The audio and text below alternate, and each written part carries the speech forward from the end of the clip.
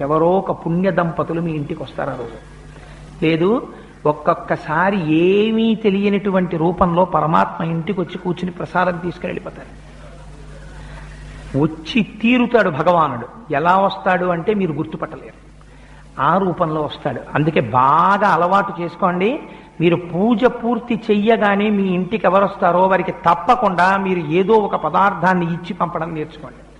ఒక పండో, ఓ కాయో, పసుపో, కుంకమో ఏదో ఒకటి ఇవ్వండి. ఎందుచేత అంటే మీరు చేసిన ఆరాధనకి ప్రీతి చెందితే భగవానుడు ఏదో ఒక రూపంలో వస్తాడు. తులసీదాస్ గారికి అలాగే వచ్చాడు. నిజంగా శంఖచక్రాలు పట్టుకుని వచ్చేసాడు అనుకోండి, మనం చాలా అల్లరి చేసేస్తాం. అందుకని భగవానుడు ఏదో ఒక రూపంలో వస్తాడు. అందుకని మొట్టమొదట ధ్యానం చెయ్యగానే ఆయన ప్రీతి చెందుతాడు.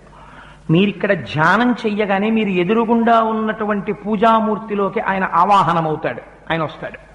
మీ విశ్వాసమే